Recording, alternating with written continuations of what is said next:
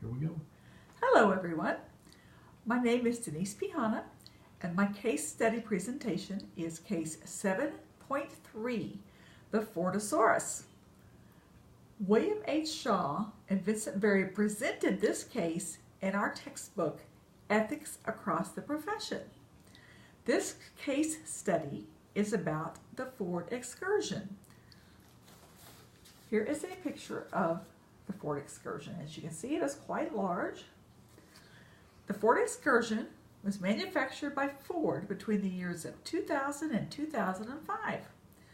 The Excursion was billed as the biggest sport utility vehicle to yet be manufactured. Before the vehicle was unveiled, the Sierra Club ran a contest for the best name and marketing slogan. Here we go.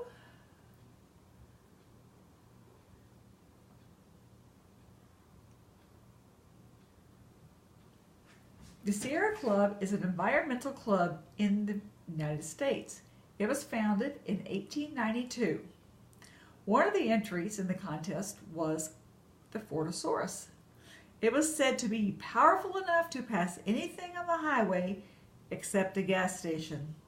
Another entry was the Ford Sedan, the truck that will put America between a rock and a hard place. The winning entry was the Ford Valdez. Have you driven a tanker lately? Ford was not amused by the catchy slogans and elected to call this vehicle the Excursion. Sales of SUVs went crazy in the 1990s. Ford reportedly was cashing in on this demand for large vehicles and responded to the consumer demand. The Excursion became the largest passenger vehicle on the road, giving Ford the edge in competition for SUVs. The Excursion weighed in at 8,500 pounds, which is the equivalent of 3 Honda Civics. Imagine trying to park the length of 3 of these in your garage. The Excursion is more than 6.5 feet wide, almost 7 feet high, and almost 19 feet long. I doubt that very many people were comfortable parallel parking in this beauty, even if they could find a space large enough. The loaded version of the Excursion was considered to be expensive at $40,000 to $50,000. It appealed to Ford's business plan as it was profitable to build. The Excursion was based on the chassis of its Super Duty truck. Even at the higher prices, Ford was selling 50,000 to 60,000 of these vehicles every year. Ford's profit margin was an astonishing $20,000 per vehicle. Most SUVs are classified as light trucks. Under the current rules and regulations, they are allowed to emit up to several times more smog-causing gases per mile than automobiles. In 1999, the Clinton administration proposed tighter emissions restrictions on new passenger cars and new vehicles in the light truck category. These restrictions would have to be met by 2009. The Ford Excursion would not be affected by this regulation as it is heavy enough to be classified as a medium-duty truck. The Excursion boasted a 44-gallon gas tank. Ford claimed that it would get 10 to 15 miles per gallon. They also claimed that the emission of pollutants was 43% below the maximum for its class. When William Clay Ford Jr. became chairman of Ford in 1998, he pledged to make Ford the world's most environmentally friendly automaker. He did qualify that by saying, "What we do to help the environment must succeed as a business proposition." It seems the Excursion did fit that model as it was making them $20,000 per vehicle. Another way that Ford portrayed the Excursion as environmentally friendly was that by weight it is about 85% recyclable and 20% of the vehicle comes from recycled metals and plastics. Unfortunately, environmentalists are not sold by Ford's claims of lower emissions with the Excursion. The Sierra Club maintains that in the course of its lifetime, of about 120,000 miles, each excursion will emit 130 tons of carbon dioxide. Carbon dioxide is the principal cause of global warming. Daniel Becker of the Sierra Club claims that any way you look at it, it is bad for the environment. The American Council for an Energy Efficient Economy agrees. They feel that Ford may have paved the way for much bigger vehicles.